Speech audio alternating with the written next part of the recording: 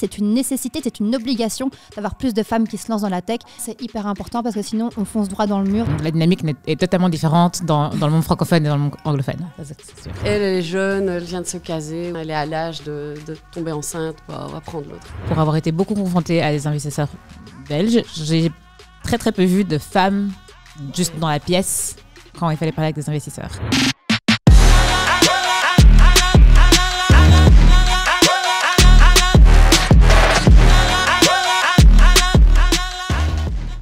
Bonjour à toutes et à toutes, bienvenue dans notre Girl Squad. Alors aujourd'hui, dans Startup Vie, on a un nouveau format qui s'appelle Girl Squad et qui est une émission spéciale femmes entrepreneurs dans la tech.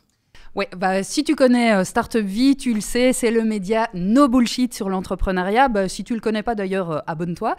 No Bullshit, et autour de l'entrepreneuriat féminin, du bullshit, il y en a beaucoup, il y a plein de questions, il y a plein de sujets, et c'est pour ça qu'on est là. C'est pour ça qu'on est là pour en discuter. On va amener des conseils, des témoignages, et surtout, on va essayer d'aider les femmes qui veulent se lancer dans la tech à avoir les ressources qu'il leur faut pour pouvoir y aller, oser, se lancer, franchir le pas. Alors, évidemment, c'était logique pour nous de s'installer au Sochi Festival, le festival autour de l'entrepreneuriat féminin. On a avec nous Leïla de Femmes Fières qui organise ce festival. Tu peux peut-être nous expliquer en 2 mots ce que c'est que le Sochi Festival. Alors, l'objectif, c'est, comme tu l'as dit, en fait, il y a quand même pas mal de femmes entrepreneurs qui existent non seulement en Belgique, mais surtout à Bruxelles. Aujourd'hui, pour toutes les femmes entrepreneurs qu'il y a, il manque d'opportunités concrètes pour les aider à leur donner les outils nécessaires, le réseau, les financements, les compétences pour arriver soit à passer le cap, soit à accélérer leur entreprise. Le Sochi, pour moi, c'est l'événement innovant qui fait de Bruxelles, en tout cas qui veut rendre Bruxelles la capitale de l'entrepreneuriat féminin et surtout des femmes qui innovent. Donc moi, la tech, c'est ma passion depuis longtemps. Je suis femme entrepreneur aujourd'hui et cet événement, c'est ce que moi j'aurais voulu avoir il y a 10 ans. Et donc j'ai créé ce qui moi me passionne, ce qui me fait vibrer. C'est un mélange de conférences, c'est un mélange d'espaces comme celui-ci, de paroles, c'est un mélange d'expositions pour apprendre, c'est un mélange d'espaces de networking, c'est un mélange aussi de pitch et d'événements qui nous permettent à toutes de trouver des financements, d'attirer peut-être des clients, des collaborateurs, des investisseurs. Donc voilà, c'est tout ça qui est réuni dans un seul espace, dans un seul espace-temps également, et qui veut faire tout ça autour de la célébration. Parce qu'on parle souvent d'entrepreneuriat féminin et ça a souvent des connotations un petit peu négatives. Il y a beaucoup de barrières, beaucoup de problèmes. Moi, j'ai envie de nous célébrer aujourd'hui pour cette fin d'année 2022 et j'ai envie que chaque année, on puisse se célébrer autour d'un événement comme celui-ci et de faire en sorte que pendant 1 an, on puisse activer tout ce qu'on a pu mettre en place pendant cette journée. Effectivement, donner des outils pour pouvoir se lancer, c'est vraiment ce qu'on cherche ici et c'est d'ailleurs la thématique qu'on a choisie pour cette première émission, c'est se lancer en tant que femme, lancer sa start-up, se lancer dans la tech. Alors, on a une petite question qui va devenir rituelle dans cette émission. On va commencer par toi, Leïla. Est-ce qu'il y a un moment dans ta carrière pro, dans ta carrière d'entrepreneuse, où tu t'es rendu compte que tu étais une femme ? Ouf, je pense qu'il y en a plein. Mais je pense que c'est surtout à chaque fois que tu rentres dans un espace et que tu te retrouves pas en fait. Moi, c'est à chaque fois que je rentre dans un endroit et je me dis hey, en fait, il y a personne qui me ressemble. Et puis je ressors, puis j'oublie. Je continue ma vie, j'ai mes collègues, il y a des hommes, il y a des femmes, il y a l'espace public, il y a la ville, il y a le monde. Et puis tu retournes dans un autre événement, que ce soit de networking ou autre chose, et puis hey, de nouveau, je suis toute seule. Et à chaque fois, en fait, c'est la même réalité, c'est le même constat. Les femmes sont encore malheureusement pas assez présentes dans les différents événements justement qui existent, que ce soit au niveau du business ou au niveau de la tech. Donc on va créer par exemple des espaces très très spécifiques féminins comme celui-ci, mais qui sont encore en minorité, ce qui fait que si tu ne le connais pas, si tu ne connais pas Girl Squad, si tu ne connais pas par exemple pour Crypto Square, ils ont créé aussi un pendant féminin, en fin de compte tu te retrouves souvent entouré d'hommes, ce qui en soi, pas une mauvaise chose, aucun souci, j'accepte tout le monde dans la vie. Il faut des hommes et des femmes dans une société, de toute façon, pour que ça fonctionne bien. Donc, c'est pas ça le problème. Mais par contre, je trouve aujourd'hui que si on veut répondre aux problématiques existantes et futures grâce aux tech, il faut surtout avoir une meilleure diversité dans la tech. Et donc, pour moi, ce n'est même pas en fait une envie, c'est une nécessité, c'est une obligation d'avoir plus de femmes qui se lancent dans la tech et dans les technologies comme le Web3, comme l'IA, comme la XR, comme la VR, comme le AR. Tout ça, c'est hyper important parce que sinon, on fonce droit dans le mur dans une société qui ne pourra plus revenir en arrière vers plus d'équité et plus d'éthique. Merci. C'était intense. On peut arrêter C'était l'émission. intense, pardon. On a tout dit. Non, on va quand même laisser la parole à effectivement nos autres invités. Donc Kinja, toi tu as lancé Anjou Cosmétiques, c'est bien ça? Oui. Est-ce que tu peux nous dire un mot sur le concept et également nous donner le moment clé où tu t'es sentie femme dans un milieu de technologie? Alors, moi j'ai lancé Anjou Cosmetics. Il faut savoir que c'est pas ma première boîte. J'avais lancé une première boîte avant et toutes mes boîtes ont été dans la beauté. Anjou Cosmetics, en l'occurrence, c'était une boîte qui produisait des cosmétiques de qualité en France à destination de la consommatrice africaine moyenne. Et alors, je suis totalement d'accord avec Leïla. Il y a plein de moments où tu te rends compte que tu es une femme, notamment quand tu rentres dans une pièce et qu'il n'y a que toi et que tu es en mode « Ah ouais, ouf, tendu ». Pour moi, ça a aussi été... En fait, j'ai beaucoup évolué dans des incubateurs et dans des communautés d'entrepreneurs. Et donc, en fait, là, tu es un peu comme un poisson dans l'eau, quoi, parce que ça devient tes copains, c'est cool, etc. Et des fois, vous entrez dans des pièces avec des invests ou avec des gens qui te confrontent dans ton projet et vous ressortez. Et là, je me rends compte qu'on ne nous a pas du tout posé les mêmes questions, quoi. On a eu des expériences mais complètement différentes et je suis en mode « Waouh, mais... » ça n'a même plus de sens, quoi. Et là, pour moi, ça a été un grand moment où je me suis dit « Ah ouais, c'est vrai que je suis une fille. » Et qu'effectivement, j'avais oublié, quoi. Ouais. J'avais oublié, je fais ma life, mais en fait, c'est pas comme ça, quoi. Ouais, on vient nous le rappeler. Hein. Ouais, voilà. Avec un petit poke. Non, pas si vite. Voilà. Florence, Florence, tu es avec nous aussi comme entrepreneuse, puisque toi, tu as cofondé student.be. Ça fait déjà un petit bout de temps maintenant, donc tu as déjà un peu du bagage dans le milieu de la tech, dans les startups. Même question, du coup, est-ce qu'il y a un moment dans ta carrière pro où le fait d'être une femme, ça t'a sauté à la figure? J'avoue que j'ai beaucoup réfléchi à l'avance avant de venir par rapport à cette question. C'est vrai que souvent, mais même déjà pendant mes études, c'était le cas, souvent, plus entourée d'hommes que de femmes. C'est une sensation que j'ai eu beaucoup, mais moi, contrairement à toi, peut-être ça m'a jamais en fait vraiment posé problème. Peut-être que c'est une question de mindset ou quoi. Je me suis jamais dit... Je le vois, je le constate que je suis une femme et qu'il y a beaucoup d'hommes, mais je me suis jamais dit je suis une femme et il y a beaucoup d'hommes. Je sais pas si c'est clair ce que je raconte, mais je sais pas ça. J'ai pas senti de traitement non, pas spécialement. etc. Non, pas spécialement. Bon, par contre, moi, j'avoue que student.be, on est 100% indépendant, donc on n'a pas spécialement fait de levée de fonds, on n'est pas passé par toutes ces choses-là. Donc peut-être que j'avais moins de comptes à rendre, etc. Quelque chose de plus de liberté, plus d'indépendance, qui fait que j'ai peut-être été moins confrontée à ce genre de choses. Mais donc, oui. C'est vrai, quand je pense à des événements auxquels on a participé, des différentes étapes depuis qu'on a créé Student, souvent, c'était plein d'hommes. Mais voilà, ça se limiterait à ça, je pense, où je me suis vraiment dit, je suis la seule en jupe. Ouais, ça, par contre, c'est pas... si t'es un homme, tu peux mettre une jupe aussi. Oui, mais c'était dans des milieux où j'étais plutôt la seule en jupe. J'ai bien compris ce que tu voulais dire. Déjà, et un petit mot sur student.be. Alors, student.be, on est une plateforme pour étudiants et jeunes professionnels. Donc, on accompagne en fait les jeunes pour justement trouver leur voie, les aider dans toutes les étapes clés quand tu es étudiant, donc que ce soit trouver un job étudiant, un stage, mais aussi un logement, faire son CV, on a aussi pas mal d'histoires inspirantes, on parle des histoires d'étudiants entrepreneurs. Et puis une fois que tu as ton diplôme en poche, ou pas, on va t'accompagner pour essayer de trouver ta voie quand tu es jeune, dans la vie. Super. Avant de rentrer dans le vif du sujet, on va passer à l'étape du piment. Comme vous le voyez, vous avez des petits piments à vos côtés et un crayon. L'idée, c'est d'écrire sur ce piment un cliché, une phrase qui vous a marqué pendant votre parcours professionnel, que ce soit positif ou négatif, mais un stéréotype sur les femmes entrepreneurs dans la tech, une citation qui vous a plu et qui vous a encouragé à entreprendre, quelque chose qui va nous permettre de mieux comprendre votre parcours et qui aurait marqué votre vie de femme entrepreneur dans la technologie. Allez, c'est parti. À vos piments, go.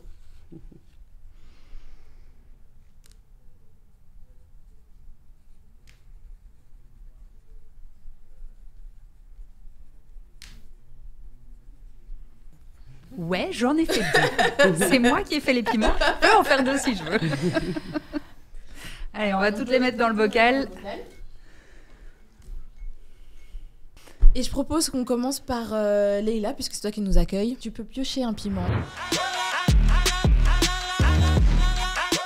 On va pas recruter une femme, elle est jeune et risque de tomber enceinte.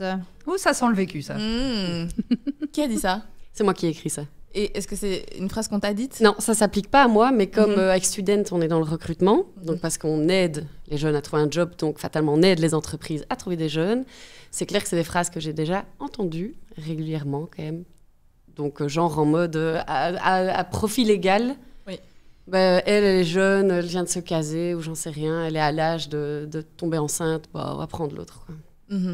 Donc voilà, c'est quand même quelque chose qui, à chaque fois, m'amène quand même un petit peu d'énervement.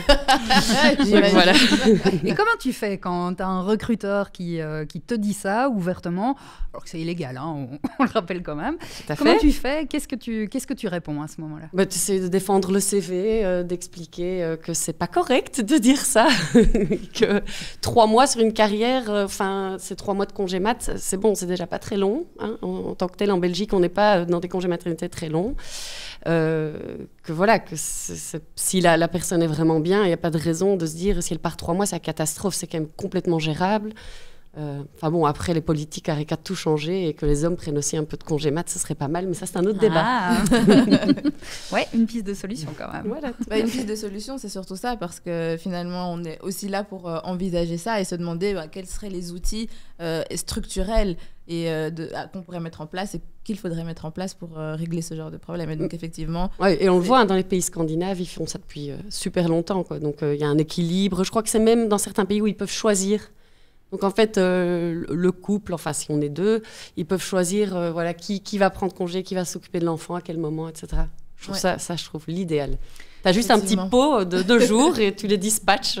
Mais on voit d'ailleurs que ça porte ses effets dans ces pays-là. Les inégalités hommes-femmes sont moins importantes et notamment justement dans le milieu de l'entrepreneuriat, on voit que ça a un vrai effet et que dans ces pays-là, je n'ai pas les chiffres en tête, mais on est très loin des 80-20% qu'on a ici, donc 80% d'hommes CEO par rapport à 20% de femmes. Donc on voit que c'est des mesures comme ça qui fonctionnent.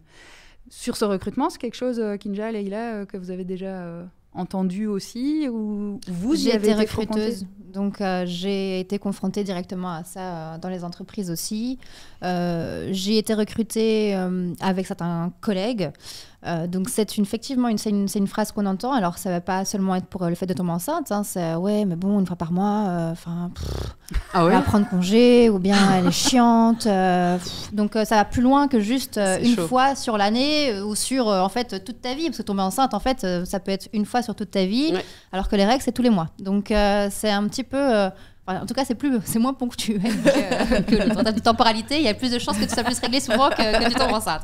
Et donc, c'est vrai que c'est des choses qu'on entend et comme toi, on essaye comme on peut de défendre. Alors, des fois, tu es un peu plus trash que d'autres. Ça dépend comment ça a été apporté aussi, si c'est avec bienveillance, parce que je pense qu'il y en a, c'est peut-être pas aussi... ça part d'une peur réelle, c'est peut-être pas méchamment qu'ils le disent, mais c'est vraiment une crainte, c'est comment est-ce qu'on va faire. Et donc c'est ce besoin de solutions et d'outils concrets en fait qu'ils n'ont pas à leur disposition et qu'ils attendent de notre part de leur fournir. Donc c'est aussi pour moi de leur sensibilisation qu'on doit faire en tant qu'ancienne recruteuse. C'était vraiment ce travail-là que j'essayais de faire aussi avec les entreprises au quotidien. Mais c'est clair que pour les petites structures, je peux comprendre qu'il y ait cette réflexion. Après, c'est super dommage, mais je peux comprendre. Quand tu as une toute petite structure, on va engager quelqu'un, un salaire, c'est quand même lourd à porter. Et voilà, on peut comprendre qu'il y ait cette question. Quoi, Oui, mais que la question se pose, effectivement. Je ne pense pas que ce soit un problème. Après tout, nous sommes effectivement des femmes et il y a effectivement des choses biologiques ou d'ordre de la nature qui sont telles qu'elles sont. Donc, je ne pense pas que l'idée non plus, c'est de vouloir... faire semblant et faire comme si ces problèmes-là n'existaient pas, mais entre se poser la question, avoir une peur qui est liée et puis discriminer, il y a des étapes. Et de dire clairement à quelqu'un qui est en face, on ne prend pas la personne parce que, en sachant que c'est illégal et qu'on peut être poursuivi, ça veut dire que tu es déjà très à l'aise dans ta manière de réfléchir. Ça fait un peu peur. Oui, je pense que c'est une question d'éducation, une question de la fragilité de la femme et d'effectivement ces états, parce que sait, les règles, jusqu'à preuve du contraire, c'est pas une maladie, mais je pense. Mais voilà, c'est l'idée derrière de fragilité, on n'est pas capable d'être en bonne santé tout le temps parce qu'on est des femmes et parce qu'on est fragile et parce qu'on est... Trop émotive aussi, Diane. On ne sait pas contrôler nos émotions, c'est bien connu. On est irrationnel, tout ça. Hein. Oui, c'est ça. C'est pas géré. C'est le lot. Trop empathique en tant que femme, quelles sont les différences que vous voyez au quotidien ? Ça, c'était moi, j'en ai écrit 2. Bah ouais, on parlait d'émotions. Bah ouais, voilà. Est-ce que les femmes sont des êtres d'émotivité? Est-ce que ça les empêche du coup de travailler? On ne sait pas prendre des bonnes décisions. On ne prend pas les bonnes décisions. On ne prend pas les décisions les plus stratégiques. On ne prend pas les décisions les plus profitables pour l'entreprise parce qu'on a un petit cœur. Et donc, il suffit en fait qu'on nous parle tout doucement comme ça avec nos petits airs. Et en fait, nos petits chats, on va craquer, quoi.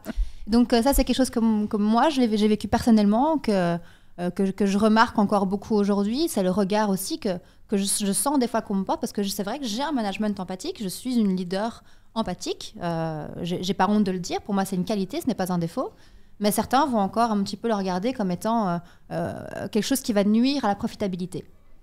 Voilà, c'est un avis, ce n'est pas le mien. Et par rapport au deuxième, ben voilà, c'est vrai que quand on fait des articles, par exemple, quand j'ai eu la chance d'avoir pu avoir un article dans un magazine ou dans un autre, les questions qu'on me pose en tant qu'entrepreneur, ce ne sont pas des questions par rapport à mon entreprise, par rapport à la profitabilité de mon entreprise, par rapport à ce que je fais réellement, par rapport aux problèmes que je résous, à la mission que j'ai, toutes ces belles choses. Non, on va me demander, en fait, en tant que femme, 3 petits points.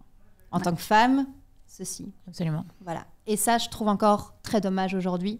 Et ça m'embête, vraiment. J'ai hâte d'avoir une couverture Forbes avec les mêmes questions à l'intérieur, en fait, dans ce magazine. J'ai hâte d'avoir des articles où on va mettre en avant les projets et les résultats de ces projets. Toutes les personnes qu'on a pu aider avec ces projets. Tu parlais, toi, de ta marque. En fait, j'aimerais bien savoir plus sur ta marque, sur toutes les personnes qui ont acheté en fait, ta marque, sur tes chiffres d'affaires. C'est ça qui m'intéresse. Savoir, effectivement, en tant que femme, comment tu t'es dit, un jour, je vais me lancer. Oui, il en faut, je suis d'accord. Mais si le débat s'arrête à ça, en fait, on ne parle pas du projet. On ne parlera pas du projet, on va s'arrêter à toi. Et ça, je trouve ça dommage. Parce qu'en fin de compte, tu es certes la porteuse de projet, mais ce qu'on veut, en tant qu'entrepreneur, ce qui nous importe, c'est la réussite de notre projet. Parce qu'en fin de compte, si ça ne réussit pas, ça reste qu'une idée. Ce n'est pas vraiment un projet, ce n'est pas une entreprise. Absolument. Kinja, ça a l'air de te parler. Parce que ça revient un peu à ce que je disais tantôt par rapport à la différence, comment on est traité, les questions qu'on nous pose, que ce soit de médias, d'investisseurs, d'autres entrepreneurs, etc.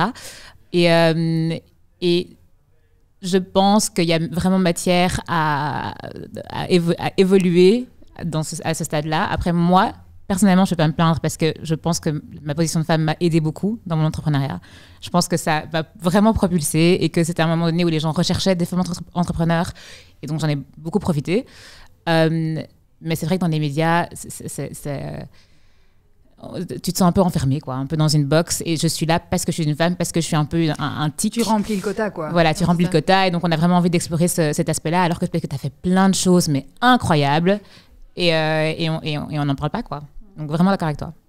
Il y a un petit côté dévalorisant, ou en tout cas manque de considération. Oui, mais la personne la porte en fait avec tellement d'enthousiasme, en pensant bien faire, en pensant mettre en avant l'aspect féministe et l'aspect féminin. Et donc on se retrouve un peu coincé dans un je te regarde, tu me regardes, mais en fait on ne parle pas du cœur du projet, et c'est ça qui est important, quoi.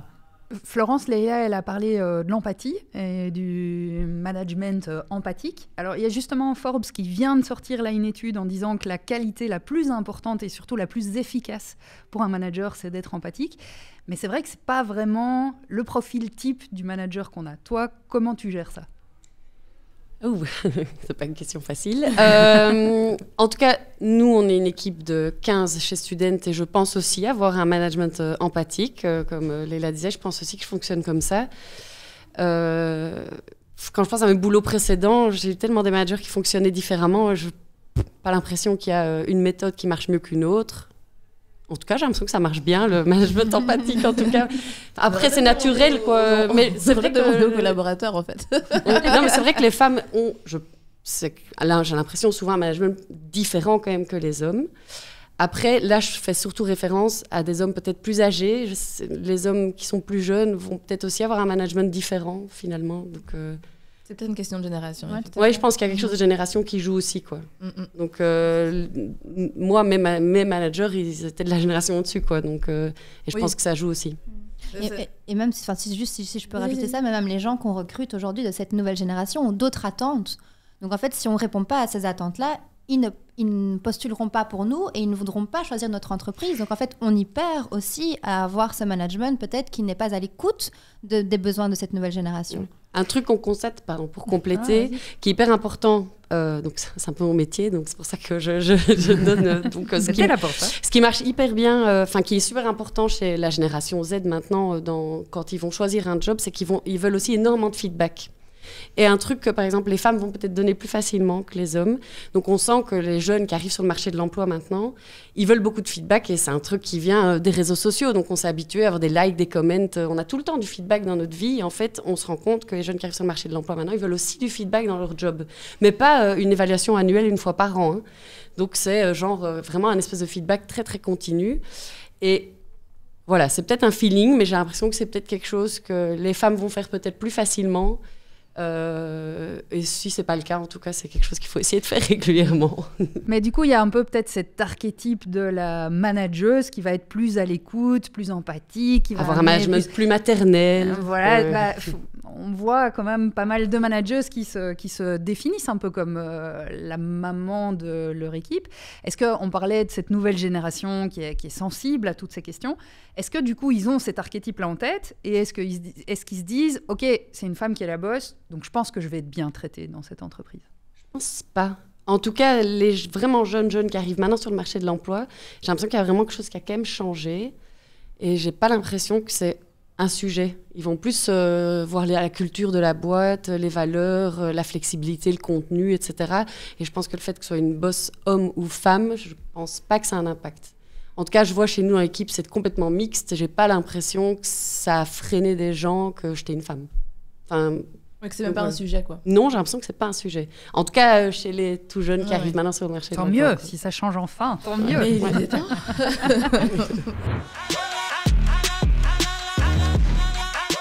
Les femmes ont moins d'ambition que les hommes. Ah. Alors, c'est moi qui Qui a l'ai osé dit. dire ça? C'est moi qui l'ai dit. On a dit qu'on mettait des clichés, on a mis qu'on allait. Il y a des fenêtres, hein, Camille, attention. Non, mais c'est effectivement, voilà, quand on liste, il y a des études qui ont été faites sur tous les clichés qu'il peut y avoir autour des femmes entrepreneurs. C'est un de ceux qui revient le plus souvent. Elles ont moins d'ambition. Et c'est aussi quelque chose auquel les entrepreneurs sont confrontés quand elles cherchent notamment à lever des fonds et qu'elles sont face à des jurys majoritairement masculins. Il y a cette idée que les femmes arrivent avec des plus petits projets, plus cernés, plus centrés, et que faut pas les financer avec des trop gros montants parce que elles sont vouées à avoir des entreprises d'abord de petite taille, puis après on verra si ça se passe bien, quoi. Voilà. Qu'est-ce que vous en pensez? Est-ce que c'est quelque chose que vous avez vu, que vous avez expérimenté? Ouais. Moi, personnellement, parce que je vais devoir vous quitter, je suis vraiment désolée. Je sais que j'étais en retard, donc je me tiens à m'excuser doublement d'être arrivée en retard et de partir plus tôt, mais je dois aller pour le Pitch Challenge, la prochaine activité.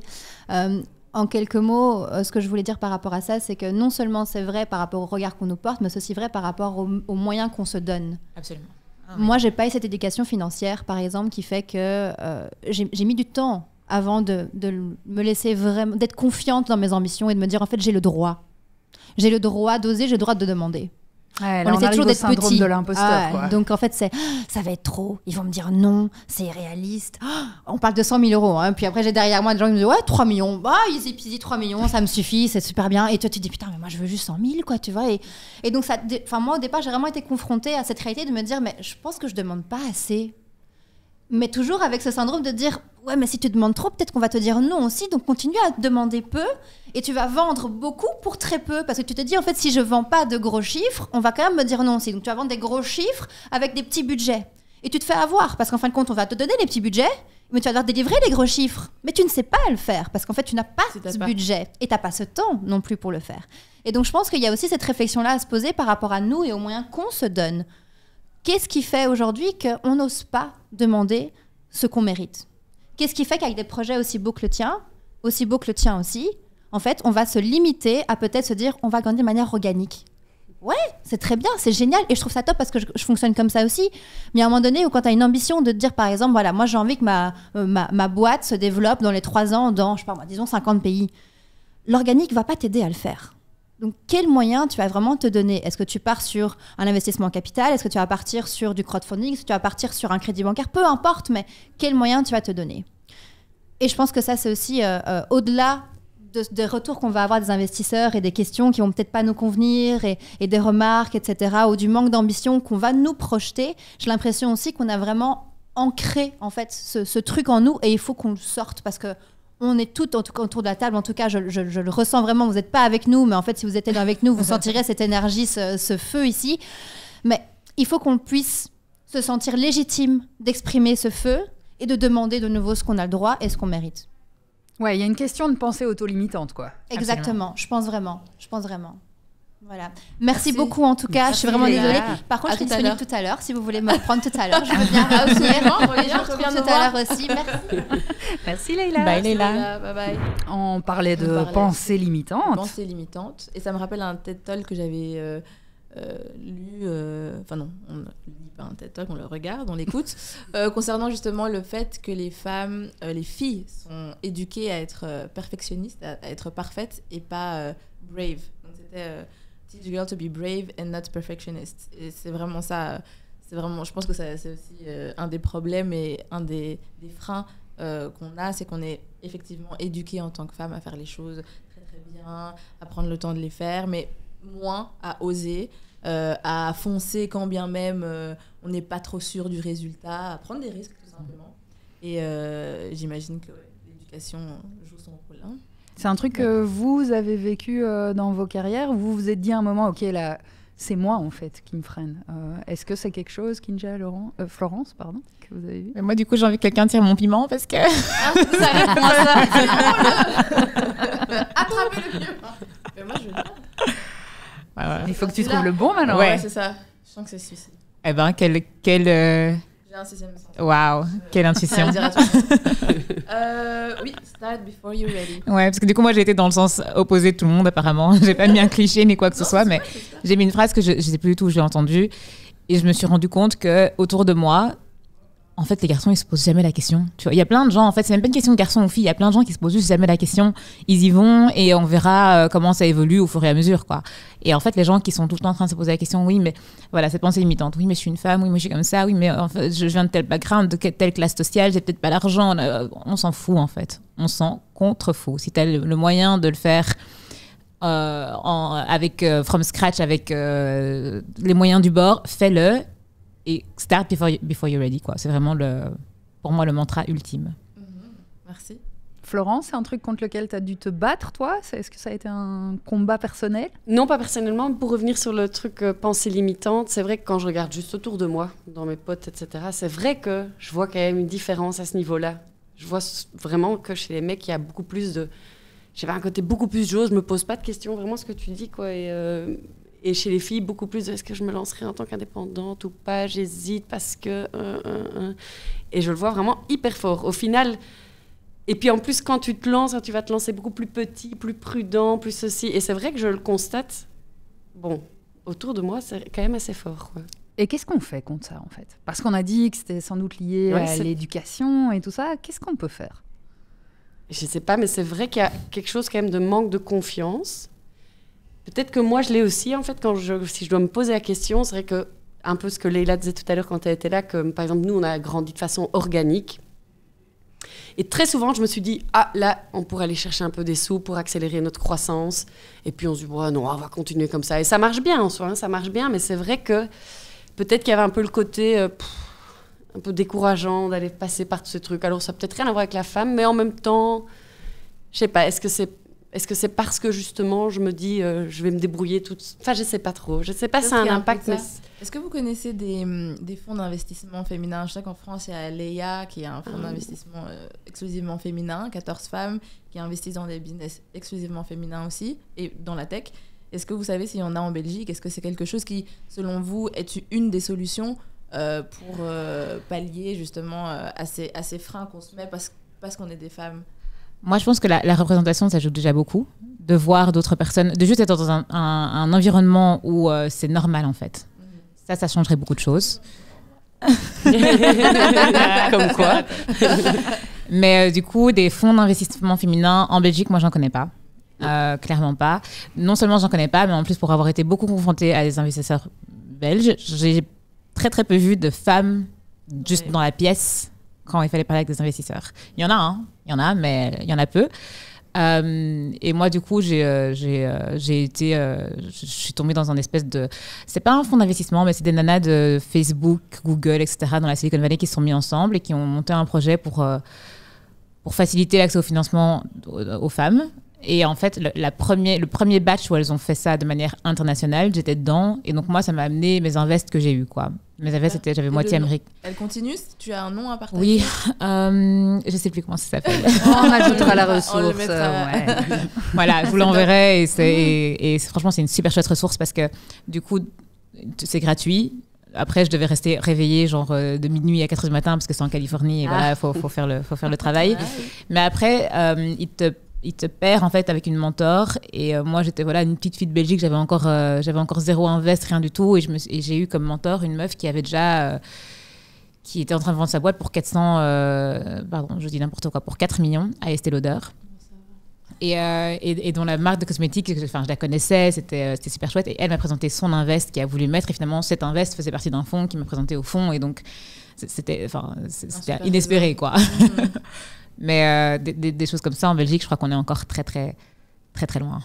Mais toi, du coup, tu as été confronté, quand tu as cherché à lever des fonds, à des jurys classiques. Et donc, classique, ça veut dire majoritairement masculin. Et puis, tu as été confronté à ces jurys-là qui sont des jurys plutôt féminins. Comment tu as senti la différence? Comment tu as vécu ça? Déjà, en deuxième lieu, l'univers féminin, c'était pas vraiment un jury, c'était plus une communauté. Parce que c'est vrai qu'en Belgique, ce qui s'est passé, c'est que généralement, moi, je suis passée par des incubateurs. Et donc, tu fais ton incubateur, tu fais 8 semaines ou whatever dans ton programme. Et ensuite, on te jette un peu, hop, va faire un démodé et tu présentes devant des invests. Et donc là, c'est vraiment une dynamique de jury. Et je viens avec mon petit projet. Et est-ce que quelqu'un veut bien mettre dans ma boîte, quoi? C'est fort ça. Ce qui n'est pas du tout une critique, c'est juste la dynamique.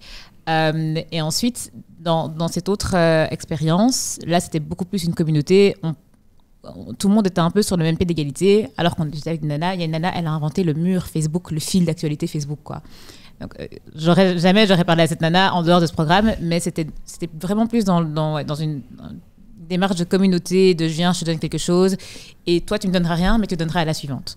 Et donc, la dynamique n'est pas la même quand on parle avec des investisseurs. Par exemple, mon investisseur que la fille m'a présenté en question, c'était ultra informel.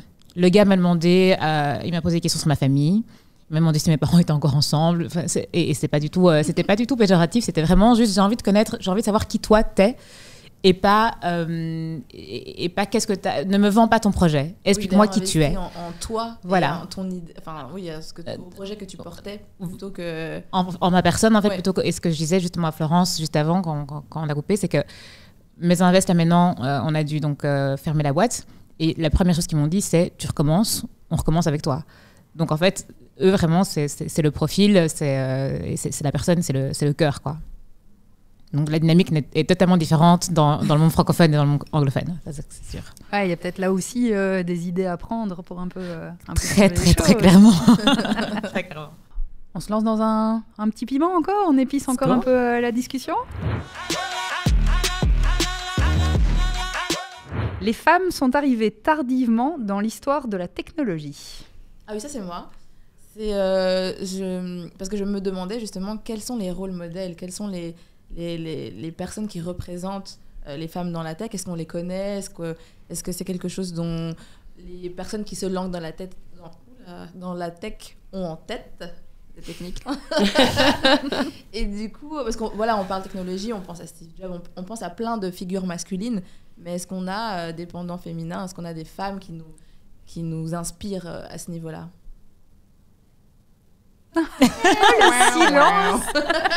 Pourtant, et c'est ça que je trouve dingue. Je pense que tu as ta réponse. Je trouve dingue parce que les femmes font partie de la technologie depuis toujours. Que ce soit le Wi-Fi, ça a toujours été le cas. Et c'est comme si on les avait un peu éjectées de l'histoire. Oui. Ou est-ce qu'on reviendrait... Est-ce qu'il n'y aurait pas alors un lien nouveau avec... Ça n'a rien à voir avec la pensée limitante, mais est-ce qu'il n'y a pas aussi le côté « je me mets moins en scène » de nouveau? Tu vois, tu en as peut-être qui ont très très bien réussi aussi dans la tech. Oui. Je parle sans connaître, Oui. mais qui ont peut-être très très bien réussi dans la tech, mais qui vont moins poster à je ne sais pas quelle occasion une photo sur LinkedIn en disant « j'ai de nouveau fait quelque chose de merveilleux ». Oui, je comprends. Tu vois, mais non, c'est un peu le problème de LinkedIn. Tu vois, je dirais, je pense que c'est exactement le cœur du sujet, c'est que d'un point de vue comme d'un point de vue marketing, les femmes sont effacées. Alors effectivement, est-ce que c'est un grand complot des hommes, etc. Je ne sais pas. Mais ce que je veux dire, c'est qu'au final, voilà le résultat. On peut parler de tech comme on veut. On a beaucoup de mal à citer des noms féminins, alors qu'elles font partie intégrante de l'histoire de la technologie depuis le début de l'histoire de la technologie. Mais est-ce que tu ne penses pas que l'histoire... Moi, déjà, quand je pense à l'histoire de la tech et que je me dis... en fait, comment est-ce qu'on dit ? Allez, la théorie sexy, le truc qui est sorti depuis 20-30 ans, c'est le gars qui est dans son garage et qui code un truc, et puis next thing you know, c'est Google, quoi. Et cette théorie-là, si tu regardes comment est-ce qu'on parle de la pensée limitante, etc., pas beaucoup de femmes, parce que disons, dans la technologie, il y en a, tu vois. Je pense à Sheryl Sandberg, mais Sheryl Sandberg, elle est dans la tech, mais en tant qu'employée, elle n'a pas cette histoire de j'étais dans mon garage et j'ai créé un truc merveilleux qui a bénéficié à toute la planète, tu vois. C'est une... Il y a moins de storytelling, quoi. Ouais, la narrative, en fait, n'est pas fit pour une histoire féminine, en fait. Comme dit Florence, ce narratif, c'est ces porteurs de projets, etc., qui l'écrivent aussi. Alors, évidemment qu'après, tout le monde le reprend parce que c'est un storytelling qui fonctionne bien, auquel on accroche, etc. Mais est-ce qu'il n'y a pas aussi aux femmes aussi à raconter, alors je ne dis pas aux femmes à se mettre forcément en avant, mais justement aux autres femmes, à la communauté de femmes, à faire ce storytelling, à faire ce narratif autour des femmes qui réussissent, dans la tech ou ailleurs d'ailleurs. Est-ce qu'il n'y a pas là un truc à faire Ouais, mais moi je pense que si jamais il y a un truc à faire, ce serait, il faudrait vraiment le repenser de zéro, quoi, parce que de reprendre les mêmes schémas et de taper une femme dessus et de dire ok ben voilà, ça marche pas vraiment en fait. Tu vois, là on est toutes les quatre et il y a personne qui a dit un nom quand Diane a posé la question de quelle femme te vient à l'esprit, tu vois. Moi j'en avais, mais je voulais voir si vous étiez avec moi. Tu voulais nous tester. Mais partage. Mais moi ce que je voulais surtout dire, c'est que je parle de l'histoire. Donc, pas. Enfin, oui, il y a le storytelling, il y a les histoires glamour de Steve Jobs, des Google, etc. Mais je veux dire, d'un point de vue réellement historique. Donc, quand est-ce qu'Internet a été créé, quand on a créé le Wi-Fi, le programme AIDA, etc. Ce sont des femmes. Et ce que je veux dire, c'est que là, c'est un peu le fait qu'elles soient pas là, enfin qu'elles soient pas représentées, qu'on les connaisse pas ou qu'on n'en parle pas. Je pense que c'est aussi un des problèmes, tu vois. Et que même si nous, on peut se dire, OK, il faut qu'on discute plus des femmes aujourd'hui qui entreprennent, etc., l'initiative comme celle-ci, comme le Girl Squad, c'est magnifique. Néon, d'ailleurs, j'espère que tout le monde l'a remarqué. C'est une chose, mais réhabiliter, voilà, on va dire, l'histoire en y incorporant les femmes, ça, c'est quelque chose, je pense, qui est aussi... qui fait partie des solutions. Parce qu'on les connaît... On n'en parle pas. Mais non, on les connaît pas. Oui. Et donc, il nous ferait une bonne série Netflix. Un truc comme ça. Tu vois, c'est un bon plan. Il y en a petit à petit qui commencent à arriver. On parle pas mal d'Ada Lovelace, etc. Ces derniers temps. Mais on voit qu'il y a quand même tout un travail de recherche à faire parce que il y a quand même une petite silenciation des femmes dans l'histoire. Je voulais pas le dire, hein, mais... Je l'ai dit, je l'assume. Mais pour revenir par exemple sur, je sais pas comment est votre beau LinkedIn chez vous, mais j'avoue que, enfin, je m'y étais jamais arrêtée, mais maintenant qu'on en parle, quand je scrolle, je vois quand même beaucoup d'hommes. Ouais, ça c'est certain. Donc il y a quand même ce côté parler de soi. Oui. Ah, bon, par exemple moi personnellement, je trouve ça super dur, quoi. Parler de soi et de dire on a fait ça avec Student ou j'ai fait ça ou j'ai participé à ça. Et là, c'est une question, je ne sais pas, est-ce que pour les hommes c'est plus facile ou... Je sais pas. Que oui. On imagine que oui, parce que tu parles des fils LinkedIn, c'est clair qu'on constate clairement la prédominance des hommes dessus, dans tout ce storytelling de la réussite, etc. On a parlé d'éducation, est-ce que là aussi, c'est pas une question d'éducation ? Est-ce qu'on n'est pas, nous, habitués à plutôt être un petit peu le rôle en retrait, de soutien, de faire bien les choses, mais sans trop se mettre en avant, etc. Est-ce que c'est pas un truc qui a infusé chez nous quoi qu'il ait voulu nous donner nos mamans d'ailleurs. Hein. Oui, c'est ça. Mais par contre, moi, je remarque que les femmes, là où les hommes parlent beaucoup d'eux-mêmes, les femmes parlent beaucoup d'autres femmes, enfin de leurs copines, etc. Même, enfin, c'est pas obligé d'être professionnel. Hein. Même sur Instagram, tu vas vite dire un truc sur ma copine a fait ci, ma copine a fait ça, et partager un post, carrément. Et non seulement tu vas le partager, mais tu vas mettre de la lumière dessus, quoi. C'est génial, etc. Et peut-être que ça, c'est quelque chose qu'on doit vraiment explorer pour peut-être aussi être vu, c'est de se montrer les unes les autres. Si on n'a pas ça en nous, de se montrer soi-même. Parce que des fois, je pense qu'on essaie trop de faire un travail d'égalité entre hommes et femmes et de juste essayer de faire la même chose alors qu'on est peut-être pas bon aux mêmes choses de manière inhérente. C'est très général ce que je dis, hein, faut pas Nous allons devoir couper le micro de désolée. Ce n'est plus possible. Non, mais effectivement, si sur des générations et générations, on a été éduqués à faire quelque chose d'une certaine manière et qu'on se retrouve dans une société où on constate effectivement que les femmes font ça comme ça et les hommes font ça comme ça, pourquoi ne pas tirer avantage et sur LinkedIn à dire sur la semaine, je vais peut-être mettre en lumière 3 posts trois choses sur d'autres personnes qui vont être vues dans ma communauté et dans leur communauté, et que c'est un moyen aussi de relever un peu le niveau, quoi, si on le fait pas nous-mêmes. Donc si c'est pas parler de nous, si c'est pas faire de nous-mêmes les rôles modèles, alors mettons en avant les autres rôles modèles qu'il y a autour de nous pour les partager et pour inspirer et pour donner envie de se lancer, quoi. Ouais, mais et je trouve ça génial et une méga bonne idée, mais est-ce que c'est pas de nouveau parce qu'on n'ose pas parler de nous? Enfin, tu vois, j'avoue, moi je partage beaucoup plus facilement un post d'une pote qui a lancé un truc et que je trouve chouette. Je trouve ça beaucoup plus facile que de nouveau parler de moi. Absolument. Mais le truc, c'est que c'est soit l'un, soit l'autre. Soit tu te forces des fois à parler de toi. Ce n'est pas naturel. Ce n'est pas naturel. Ou alors tu parles d'autres en sachant que la boucle va se boucler et que ça va te revenir et que quelqu'un va parler de toi et que ça va déboucher sur des opportunités. Mais tu peux aussi très bien faire l'effort de parler de toi et d'essayer d'aller dans ce sens-là. Mais surtout aujourd'hui, je pense que c'est très compliqué d'évoluer sans parler de soi, je veux dire, avec l'omniprésence des réseaux, avec sans faire son personal branding. Exactement, ouais. Je pense que c'est assez difficile. Hein. En tout cas, mais... Allez, il nous reste un dernier piment. Les femmes osent se lancer moins. Non, mais abandonnent plus vite. Ah mon Dieu. Ok. Oh, ça, je crois que c'est le contraire, non? Je sais pas. Ouais, moi aussi, je dirais le contraire. Instinctivement, moi, j'ai je dirais l'impression. le contraire. Oui. C'est toi qui as écrit ça? C'est moi qui ai écrit ça. Parce qu'on constate effectivement que dans les femmes j'ai basé ça sur des chiffres, dans les femmes qui lancent leur entreprise, on sait déjà qu'elles sont moins nombreuses que les hommes, mais en plus, elles sont plus nombreuses soit à céder leur entreprise, soit à arrêter, parce qu'il y a toutes les questions de conciliation vie privée et vie professionnelle qui sont vécues beaucoup plus difficilement par les femmes. Alors, on sait bien, la charge familiale, les chiffres sur le travail domestique, etc. On voit que les femmes en assument beaucoup plus que les hommes et que ça aussi, visiblement, ça représente un frein à leur carrière en tant qu'entrepreneuse. Est-ce que c'est quelque chose que vous constatez aussi ou pas? Alors, moi, je ne le vis pas personnellement parce que j'ai la chance d'avoir quelqu'un à la maison qui m'aide beaucoup. Et que sinon, je ne pense pas que je serais là où je suis avec Student si je n'avais pas autant d'aide. Mais par contre, c'est vrai que je vois autour de moi, et je suis à l'âge où, autour de moi, tout le monde a des enfants, etc. Et c'est clair qu'il y en a plein qui disent « mais moi, il n'y a pas moyen, ou il faut que je sois en 4/5e ou en 3/5e parce que ceci ». Et c'est clair que ça reste le cas, que c'est souvent les femmes qui prennent ce rôle et pas l'homme.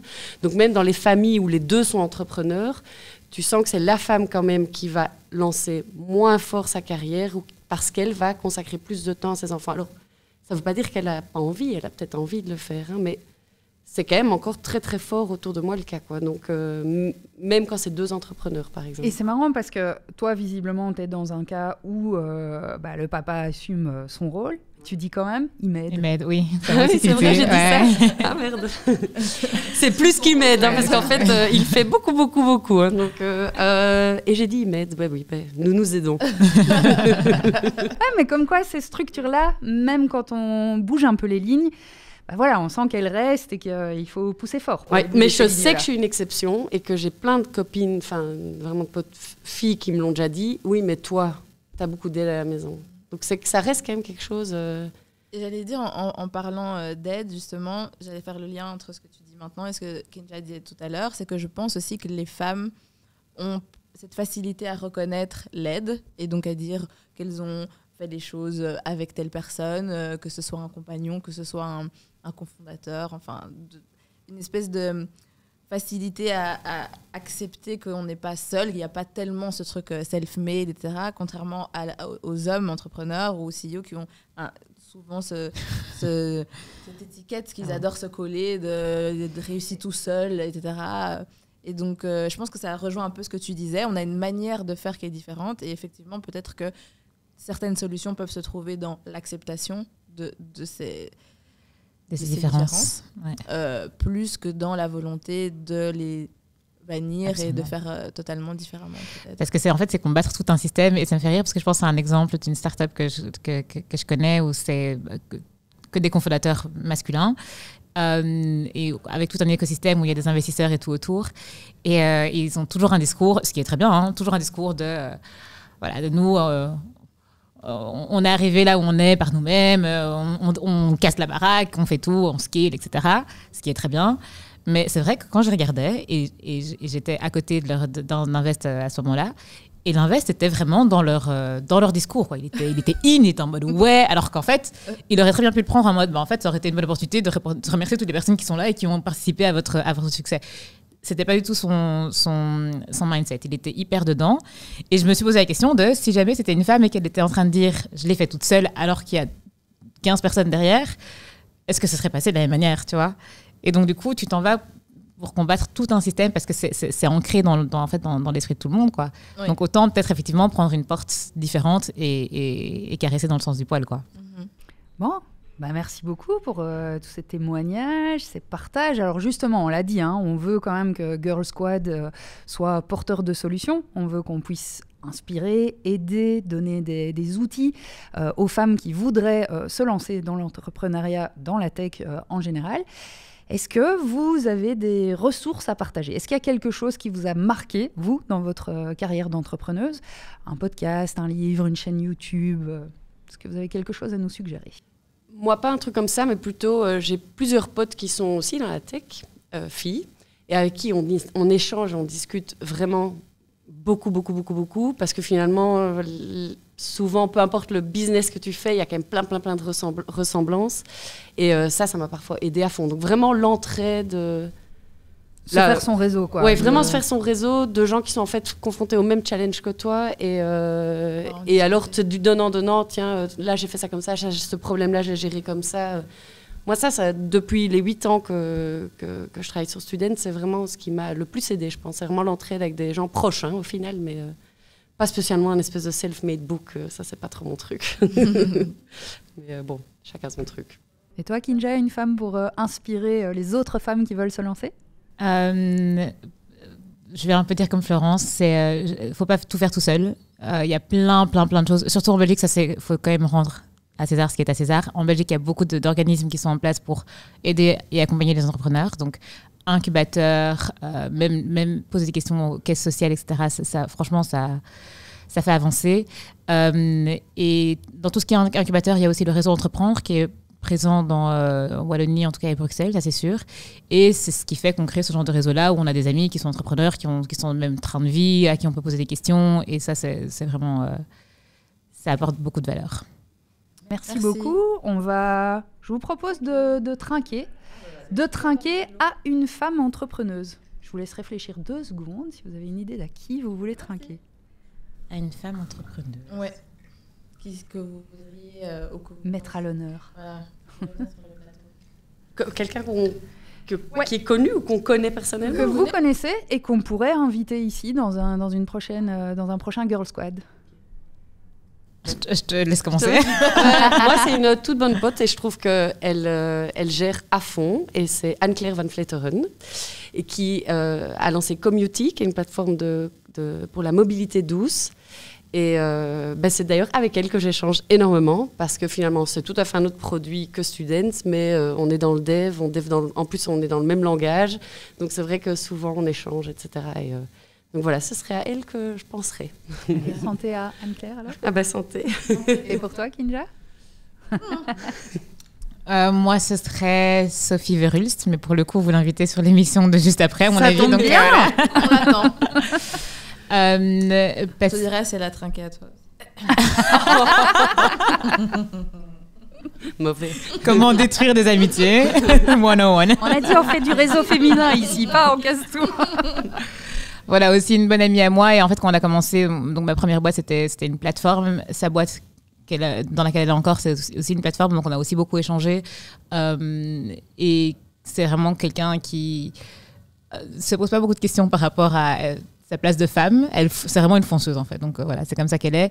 Et en fait, elle s'en rend peut-être pas compte, mais elle aide quand même beaucoup de gens autour d'elle à évoluer et à être... et à manger pour tout le monde et à être au même niveau. Donc, ça, c'est vraiment chouette. À Sophie. À Sophie. Santé. Paraît que ça porte malheur avec de l'eau, mais bon, c'est pas grave. Ah non, mais ça porte malheur de ne pas boire après avoir dit santé. Ah, et moi, ça porte malheur parce que c'est de l'eau. Il faut que ce soit alcoolisé. On peut régler ça. Oui, on devrait trouver de quoi régler ce problème. Il y avait un autre truc, ça n'a rien à voir, mais ça m'a traversé l'esprit, donc j'ai envie de partager. Il y a un mot qui est très négatif chez les femmes et qui n'est pas chez l'homme, c'est le mot carriériste. Ouais. Et je trouve que c'est un truc qu'on entend souvent. On dit « Ah, mais elle, c'est une carriériste ». Et genre, c'est hyper négatif. Genre, en mode, elle laisse tout tomber pour sa carrière. Et je trouve que c'est pas du tout un mot négatif chez les hommes. Enfin, en tout cas, moi, je ressens ça encore très fort. Et ça, je trouve ça fou. Donc voilà. Mais c'est tout à fait vrai. Je ne savais pas. C'était le petit truc que je voulais partager. Merci, Passionnant. Bon, merci beaucoup de nous avoir d'avoir regardé cet épisode Girl Squad. C'est super chouette. C'était vraiment très gai, Florence et Kinja. On a pas mal d'autres épisodes prévus. On a d'autres épisodes qui arrivent sur l'intelligence artificielle, sur justement comment mener sa vie privée, sa vie professionnelle de manière harmonieuse. Plein d'autres sujets. D'ailleurs, n'hésitez pas à nous en suggérer si vous en avez en tête. Et puis, abonnez-vous, partagez la vidéo. Et restons ensemble. Merci beaucoup.